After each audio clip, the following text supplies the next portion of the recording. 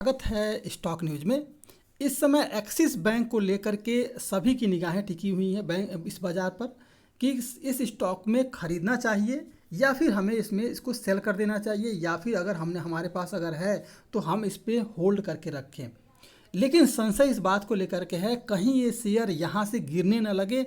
और इसके अलावा लोग ये भी जानना चाहते हैं, या आप और हम ये भी जानना चाहते हैं कि सिटी बैंक के कंज्यूमर बिजनेस को अगर एक्सिस बैंक ने खरीदा है तो बैंक पर क्या असर पड़ेगा, कहीं इसका स्टॉक जो है यहीं से गिरावट शुरू ना हो जाए। तो इन सभी पर आज हमारी चर्चा होगी। क्या शेयर चढ़ेगा या फिर गिरेगा, इसका मैं इस सवाल का आज आपको जवाब देने की कोशिश करूंगा। और हम जानने की कोशिश करेंगे कि आने वाला ट्रेडिंग सेशन कैसा रह सकता है, क्या हम इसमें बाई करें या फिर केवल इसको हम देखते रहें कि शेयर किस तरह का मूवमेंट करता हुआ दिखाई दे रहा है। तो सबसे पहले आपको बता दूं कि आपको जो है बैंकिंग सेक्टर के सभी शेयर खरीदने चाहिए। आपको आने वाले समय में बैंकिंग सेक्टर में ही ग्रोथ देखने को मिलेगा आने वाले 2 से 3 वीक तक। तो मेरा मानना यह है कि बैंकिंग सेक्टर के सभी शेयरों पर आप नज़र रखें, आपको इन सभी में तेज़ी देखने को मिलेगा। तो पहले हम बात कर लेते हैं एक्सिस बैंक के बारे में। तो अगर आप मेरे चैनल पर पहली बार विजिट कर रहे हैं तो सब्सक्राइब करें ताकि आपको इसी तरह के लेटेस्ट इन्फॉर्मेशन मिलता रहे। सबसे पहला मैं आपको ये बताना चाहूँगा कि इसके स्टॉक में आपको बाई करके चलना चाहिए, और मैंने क्यों कहा कि इसके स्टॉक को आपको बाई करना चाहिए।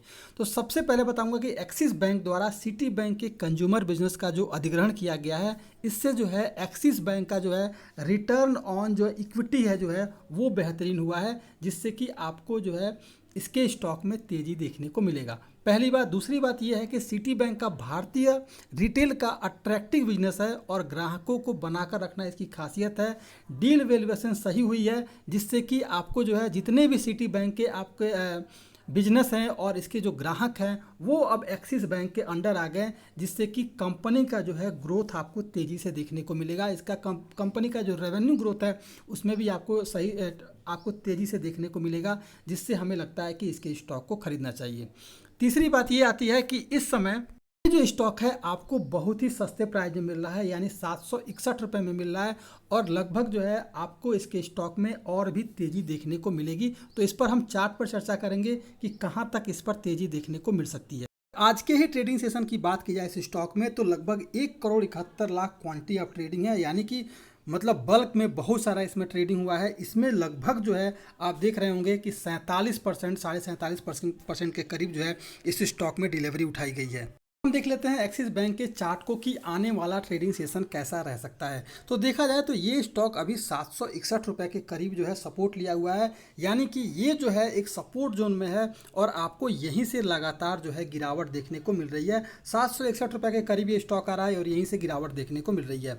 ये स्टॉक लगभग सभी मूविंग एवरेज के ऊपर ट्रेड कर रहा है। अगर देखा जाए इस स्टॉक को लेकर के कि एक सपोर्ट जोन में है, तो आने वाला ट्रेडिंग सेशन के बारे में बात करें तो जब तक ये स्टॉक जो है अगर पॉजिटिव सेंटिमेंट, देखिए इस स्टॉक के साथ पॉजिटिव सेंटिमेंट है, बावजूद इसके अगर इस स्टॉक में कहीं गिरावट आई तो आपको जो है नीचे का जो लेवल मिलेगा, पहला सपोर्ट निकल के आ रहा है वो है 758 रुपये के करीब। और ये अगर 758 रुपये को अगर इसने ब्रेक कर दिया तो फिर आपको जो नीचे का लेवल निकल के आएगा वो है 747 रुपये के करीब का, यानी कि आपको 747 रुपये पर ये स्टॉक खरीदना चाहिए। और इसके बाद से आपको इसके स्टॉक में अगर गिरावट आती है तो 747 पर खरीदारी करें और 761 रुपये का टारगेट लेके चल सकते हैं।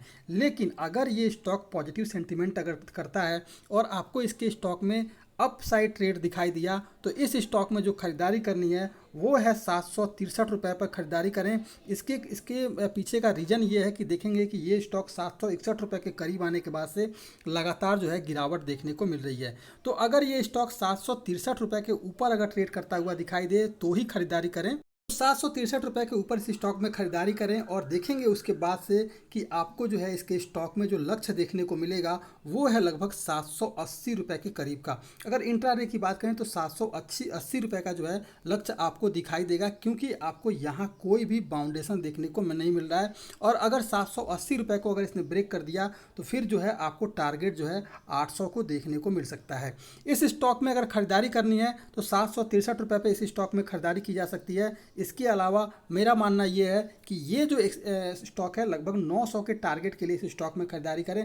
आपको 5 से 7 ट्रेडिंग सेशन में इस स्टॉक में लगभग 900 का जो है टारगेट जो है अचीव होता हुआ दिखाई देगा। अगर लॉन्ग टर्म के लिए भी बात करेंगे तो लगभग 2 से 3 सप्ताह में आपको ये 1000 रुपये का भी टारगेट जो है अचीव करता हुआ दिखाई देगा। तो इस स्टॉक में अगर खरीदारी करनी है तो 763 रुपये पे, अगर कल का सेंटीमेंट पॉजिटिव आता है तो 763 रुपये पे खरीदारी करें। स्टॉप लॉस जो रखना है वो रखेंगे 744 रुपये के करीब का, और टारगेट जो रखना है वो रखना है इस स्टॉक में लगभग 900 से लेकर के 1000 तक का। ये था एक्सिस बैंक। इस बैंक के साथ बहुत सारा पॉजिटिव सेंटीमेंट है, खरीदारी की जा सकती है। तो अगर आप मेरे चैनल पे पहली बार विजिट कर रहे हैं तो सब्सक्राइब करें ताकि आपको इसी तरह के लेटेस्ट इन्फॉर्मेशन मिलता रहे।